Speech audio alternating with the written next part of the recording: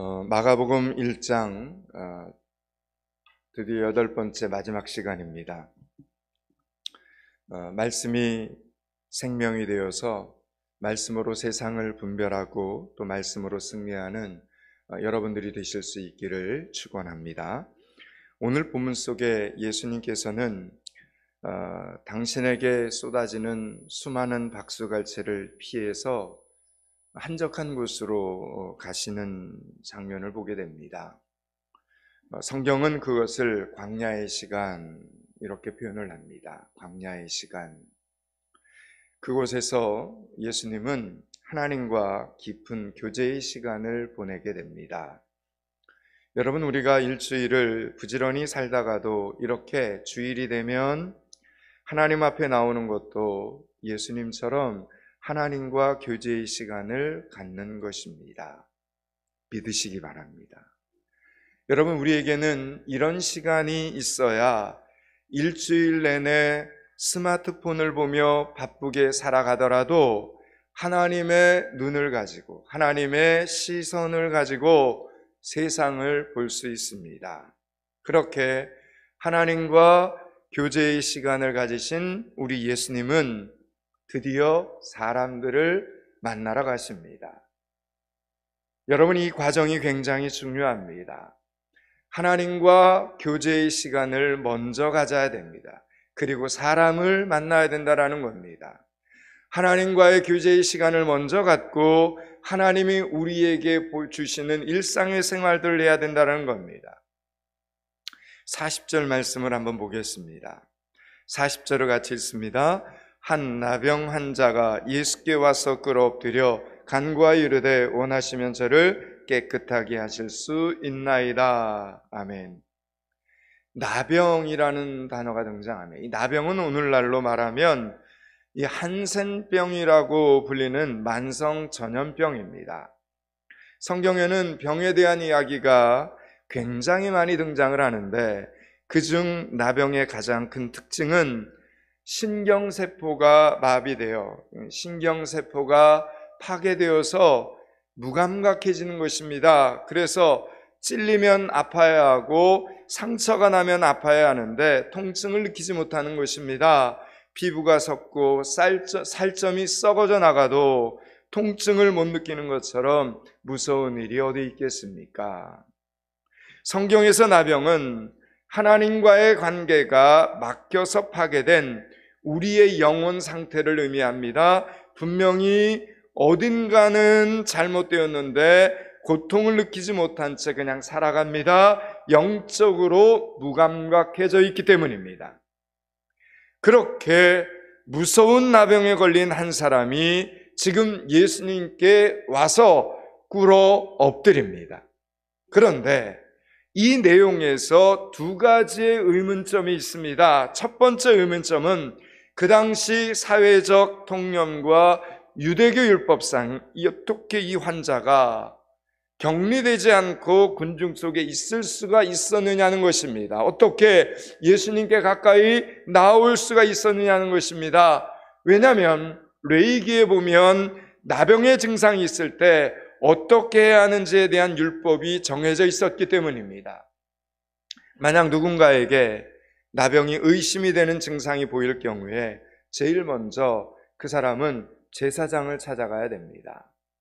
구약시대에도 의사가 있었기 때문에 병에 걸리면 의사를 찾아가는 게 상식적으로 당연했지만 나병만큼은 예외였습니다.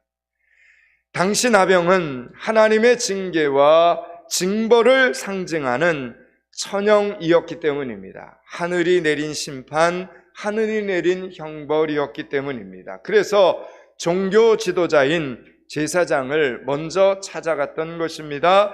그렇게 나병 의심 환자가 제사장을 이제 찾아오면 제사장은 그 사람을 따로 격리를 시킵니다. 격리시켜서 나병인지 아닌지 진단을 내립니다.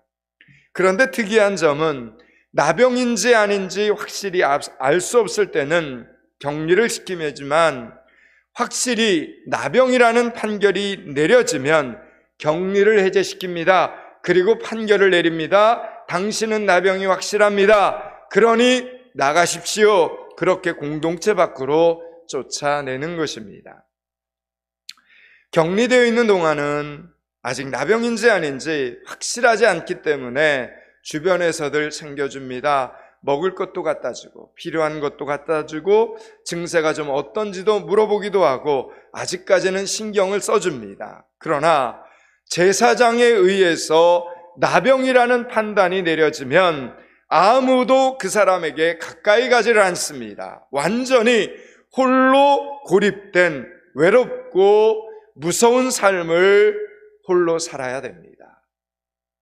레위기 13장 46절에 보면 병 있는 동안은 늘 부정할 것이라. 여기 이 병이 나병을 이야기합니다. 늘 부정할 것이라. 그가 부정한즉 혼자 살되 진영 밖에서 살지니라 라고 말씀하고 있습니다. 그러면 지금 예수님께 나온 이 사람은 격리된 상태가 아니라 몰래 예수님을 찾아왔다라는 뜻이 됩니다. 공동체로부터 쫓겨난 몸인데 몰래 찾아왔다는 것은 무엇이 확실하다는 뜻입니까?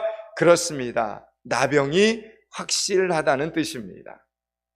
나병 환자 자신도 나는 나병에 걸렸구나 라는 인식이 확실하고 다른 사람들도 아이고 저 사람이 이제 어쩌면 좋으냐, 저 사람 가족들은 또 어쩌면 좋으냐라고 자타가 다 확실히 나병을 알게 된 상태라는 것입니다.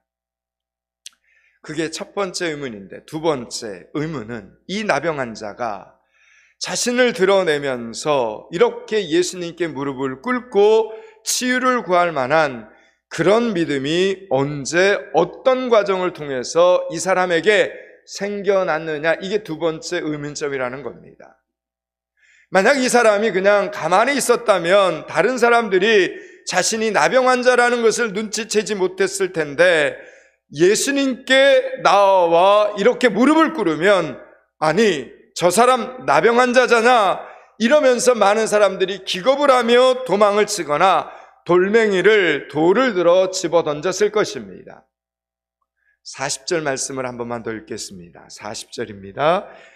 한 나병 환자가 예수께 와서 꿇어 엎드려 간구하여 이르되 원하시면 저를 깨끗하게 하실 수 있나이다. 아멘. 여러분, 이것은 신앙 고백입니다.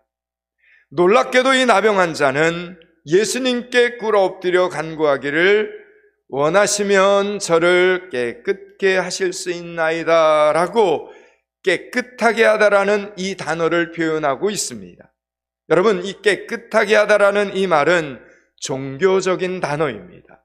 그 당시에도 병을 치유할 때는 병에서 낫게 하다라는 단어를 사용했습니다. 그런데 지금 이 나병 환자는 예수님께서 저를 낫게 하실 수 있나이다가 아닌 예수님께서 저를 깨끗게 하실 수 있나이다라고 말씀을 드리고 있는 겁니다. 여러분, 이 사람에게 예수님은 의사가 아니었습니다. 구세주였습니다. 죄를 깨끗게 하시는 분이었습니다. 그렇다면 도대체 이런 믿음이 어디서부터 생겨났다라는 이야기입니까? 오늘 본문에서는 감추어진 이면의 이야기를 마태복음에는 잘 나와 있습니다. 그래서 성경을 안 읽는 성도들보다 성경을 열심히 읽는 성도들이 하나님의 은혜를 더 깊이 체험하게 되는 것을 여러분 믿고 하나님의 말씀을 귀에 있을 때마다 열심히 읽으시기 바랍니다. 마태복음 8장 1절 2절은 이렇게 말씀합니다. 오늘 이 본문의 내용을 더 구체적으로 이렇게 말하는데, 예수께서 산에서 내려오시니 수많은 무리가 따르니라. 한 나병 환자가 나와 절하여 이르되 주여 원하시면 저를 깨끗하게 하실 수 있나이다 하거늘 이렇게 말합니다. 여러분, 마태복음에서는 마태가 예수님께서 산에서 내려오셨다라는 사실을 기록하고 있습니다. 예수님께서 그러면 산에서 무엇을 하셨겠습니까? 그 유명한 산상설교를 하고 내려오시는 겁니다. 산에서 수많은 청중들을 모아놓고 하나님 나라의 비밀을 하나씩 풀어주시면서 말씀을 전해주셨습니다. 산상설교를 마치고 내려오신 예수님 앞에 설교를 듣고 있었던 청중 한 사람이 나옵니다. 그 사람이 바로 오늘 본문 마가복음 1장에 등장하는 나병 환자라는 이야기입니다. 사랑하는 여러분, 우리의 믿음은 어디서 생깁니까? 여러분, 믿음이 어디에서부터 생겨나는 것 같습니까? 거기에 대한 답을 사도 바울은 로마서 10장 17절에 이렇게 말합니다. 그러므로 믿음은 들음에서 나며, 이렇게 말합니다. 믿음은 들음에서 나며 들음은 그리스도의 말씀으로 말미암느니라, 이렇게 말합니다. 여러분, 성경은 들음에서 우리의 믿음이 생긴다 증언하고 있습니다. 이스라엘 군대가 가나안 땅을 이렇게 진격해 들어갈 때 그 가나안 땅에 살고 있었던 모든 사람들이 이스라엘 백성들을 대적하려고 칼을 들고 준비를 하는데 오직 한 사람, 기생 라합만이 믿음으로 하나님의 군대를 받아들입니다. 그때 라합은 하나님에 대한 소문을 우리가 들었다, 이렇게 고백을 합니다. 여러분, 라합의 믿음은 하나님에 대한 이야기를 들음으로 시작이 되었다라는 이야기를 드리는 겁니다. 그래서 우리는 하나님의 말씀을 자꾸 들어야 됩니다. 말씀을 들을 수 있는 자리로 열심히 달려 나오셔야 됩니다. 일단 지금은 그 말씀이 좀 어려워도, 지금은 그 말씀이 이해가 좀 안 되어도 일단은 하나님의 말씀을 들어 놓으셔야 합니다. 말씀은 그 자체로 생명력이 있기 때문에 우리가 들은 하나님의 말씀은 우리의 심령 속에 뿌리를 내리고 언젠가는 그 말씀이 꽃을 피우게 되기 때문입니다. 성령님의 도우심으로 어느 순간 하나님의 말씀이 깨달아지고 우리의 믿음이 자라나는 순간이 분명히 찾아오는 것을 성경은 믿으라라고 말씀하는 겁니다. 예수님 앞에 나온 나병 환자 역시 예수님의 설교를 듣다가, 예수님의 말씀을 듣다가, 이분이라면 천형 같은 나의 인생의 문제를 구원해 주실 수 있겠구나라는 믿음이 예수님의 말씀을 듣다가 자신도 모르는 사이에 생겨나게 된 것입니다. 여러분, 우리 그럴 때 있지 않습니까? 그래서 모든 위험과 모든 사람들의 시선과 염치를 다 내려놓고 예수님의 발 앞에 엎드린 겁니다. 40절 말씀처럼 한 나병 환자가 예수께 와서 꿇어 엎드려 간구하여 이르되 원하시면 저를 깨끗하게 하실 수 있나이다. 그는 육신의 문제도 문제였지만 그보다 더 심각하게 자신의 영적인 문제를 가지고 예수님 앞으로 나왔던 것입니다. 많은 사람들은 예수님을 따라다닐 때 호기심과 신기함으로 흥분해서 자신의 이익과 목적을 따라 예수님이 어디 계신가 추적해서 무르지어 따라다녔습니다. 그러나 지금 이 나병 환자는 자신의 상태가 긴가민가 하는 상태가 아니라 나병이다라고 하는 상태를 너무나 분명히 알고 있었고, 그로 인한 고통스러운 나날을 살았기에 예수님 앞에 지금 자신의 인생 전체를 통째로 들고 나왔던 것입니다. 그래서 예수님께 원하시면 저를 깨끗하게 하실 수 있나라는 자신의 신앙을 간절히 고백하고 있는 장면입니다.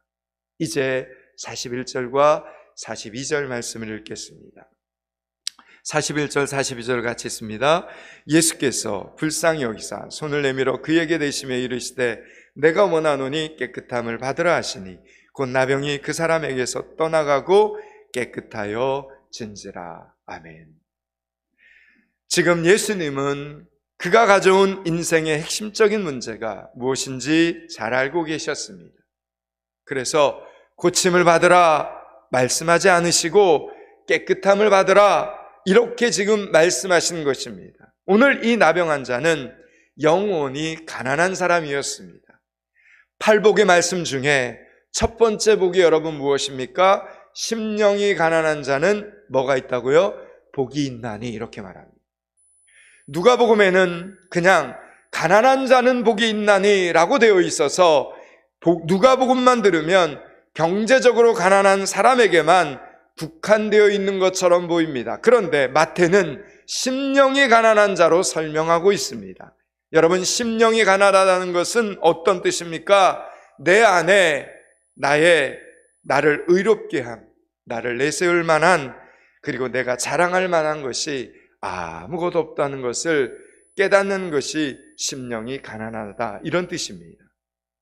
예수님께서 팔복의 첫 번째, 심령이 가난한 자는 복이 있나니라고 말씀하신 이 표현의 배경은 구약성경 이사야서 6장의 말씀입니다. 예수님이 이사야의 글을 배경으로 이 말씀을 하신 것입니다. 그 당시에 바벨론에게 포로로 끌려간 이스라엘 백성들이 매일같이 고된 노동을 해도 아무런 소망도 없고, 억울하게 매질을 당해도 구해줄 사람도 없고, 내가 사는 시대나 내 자식들이 인간다운 삶을 살아갈 어떤 근거나 기미가 전혀 없는 상태에서 포로들이 하는 말들이었습니다. 내가 여기서 이러다가 죽는구나, 희망이 없구나, 하나님 제발 어떻게 좀 우리를 도와주세요, 하나님 우리를 이 지옥에서 제발 좀 구원해 주세요 라는 외침이었습니다. 그 당시에 이스라엘 백성들이 구세주를 갈망하며 그들의 마음은 한없이 한없이 가난해져 있었던 것입니다. 그렇게 팔복의 시작인 심령이 가난한 자는 오직 우리를 구원할 자 메시아가 오셔야만 한다는 이 간절한 필요로부터 하나님의 말씀이 시작되고 있었던 것입니다. 여러분, 그 메시아가 누구입니까? 바로 예수님이셨던 것입니다. 그 예수님이 오셔서 지금 말씀을 전하시는데, 수많은 무리들은 오직 자기의 욕망과 세상적인 이익을 쫓아 예수님이 어디 계신가 추적하고 다녔는데, 오늘 이 나병 자만큼은 자신의 전 인생을 드러내놓고 있었던 것입니다. 이 나병 자는 물어볼 것도 없이 병이 깨끗하게 낫고 싶습니다. 그것이 간절한 소원입니다. 그런데 이 사람의 병이 낫는 것이 하나님의 소원이기도 하겠습니까? 내 병이 나으면 내 기쁨입니다. 그 일로 인하여 하나님께 영광이 될지 안 될지는 모릅니다. 여러분, 우리가 그 다음에 어떻게 사느냐에 따라서 하나님께 영광이 될 수도 있고 안 될 수도 있기 때문입니다. 병에 걸렸을 때는 간절히 주님만을 찾다가 병에서 고침을 받고 난 후에는 건강하여 인생을 즐기느라 주일 성수조차 못하는 사람들을 우리는 볼 수 있습니다. 지금 이 나병 환자는 예수님께 팔복에 대한 말씀을 들으면서 하나님께서 나를 낫게 해주실 이유가 무엇이겠느냐 생각을 한 것입니다. 만약 내가 나아서 몸이 건강해져서 나쁜 짓이나 하고 다니면, 못된 짓이나 하면 살면다면 하나님 입장에서는 나를 고쳐주시지 않는 것이 더 낫겠구나, 이런 생각이 든 것입니다. 만약 내가 나아서 돈을 많이 벌고 잘 살게 되어서 사치하고 방탕하다가 가족들마저 갈라지고 상처를 입히게 된다면 그냥 이 상태로 두시겠구나 생각이 든 것입니다. 그래서 그는 주님 고쳐주십시오 라고 말씀을 드리지 못합니다. 대신 주여 원하시면 저를 깨끗게 하실 수 있나이다, 이렇게 말씀을 드린 겁니다. 저는 정말 간절히 병에서 낫기를 원하지만 혹시 천에 하나 만에 하나 나를 고쳐주지 않는 것이 더 낫다면 하나님 그러면 순종하겠습니다, 이렇게 그의 신앙을 예수님 앞에 드리고 있는 것입니다. 우리는 짧은 이 한 문장으로 지금 이 나병 환자가 얼마나 말씀의 은혜를 받고 어떤 마음으로 예수님께 엎드려 고백하고 있는지를 알게 되는 것입니다. 이제 44절 말씀을 같이 한번 읽습니다. 44절입니다. 이르시되 삼가 아무에게도 아무 말도 하지 마. 가서 내 몸을 제사장에게 보이고 내가 깨끗하게 되었으니 모세가 명한 것을 드려 그들에게 입증하라 하셨더라. 아멘. 나병에서 정결하게 되는 날, 그날에는 모세가 명한 것을 하나님 앞에 드리면서 죄에서 병에서 정결하게 되었음을 입증해야 합니다. 그렇다면 모세가 명한 것은 도대체 무엇인지 레위기 14장 1절에서 9절까지 말씀을 직접 살펴보기 위해서 오늘 제가 주보 뒷면에 실어 놓았습니다. 주보 뒷면을 보시고 한 절씩 교독을 하겠습니다. 제가 먼저 읽습니다. 여호와께서 모세에게 말씀하여 이르시되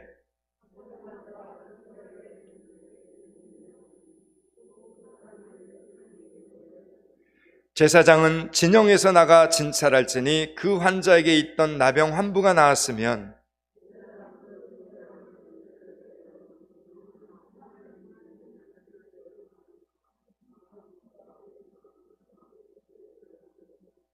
제사장은 또 명령하여 그 새 하나는 흐르는 물 위 질그릇 안에서 잡게 하고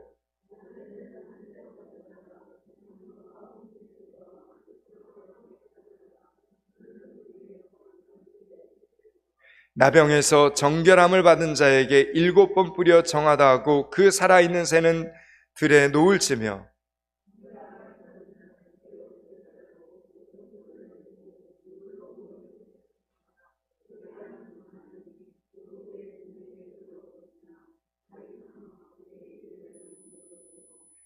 구절 같이 읽습니다. 7째 날에 그의 모든 털을 밀되 머리털과 수염과 눈썹을 다 밀고 그의 옷을 빨고 몸을 물에 씻을 것이라. 그리하면 정하리라. 아멘. 나병 환자는 정결하게 되는 날에 오늘 우리가 읽었던 레위기 14장 1절에서 9절에 있는 이 말씀처럼 살아있는 정결한 새 2마리와 백항목과 홍색 실과 우슬초를 제사장에게로 가지고 갑니다. 4절이죠. 그러면 그 정결한 새 한 마리를 질그릇 안에서 잡습니다. 5절입니다. 예레미야서에 보면 하나님은 토기장이요 우리는 질그릇이다 이렇게 표현을 합니다. 그런데 예수님께서는 이 땅에 무엇을 입고 오셨습니까? 질그릇을 입고 오셨습니다. 하나님의 아들이 연약한 질그릇 같은 인간의 몸을 입고 이 땅에 오셨다라는 이야기입니다. 그 질그릇 안에서 정결한 새 한 마리를 잡습니다. 그리고 그 잡아 흘린 피를 다른 한 마리에 찍으면 그 새는 죽지 않고 살아서 날려보내는 것입니다. 그러면 새는 자유롭게 훨훨 날아다닙니다. 이 새 2마리는 생긴 모양이 똑같습니다. 예수 그리스도께서 우리와 똑같은 육체를 입고 이 땅에 오셨습니다. 그렇게 모세의 율법이 기록된 레위기 속에는 예수 그리스도께서 흘리신 보혈의 공로가 속속들이 설명되어 있었던 것입니다.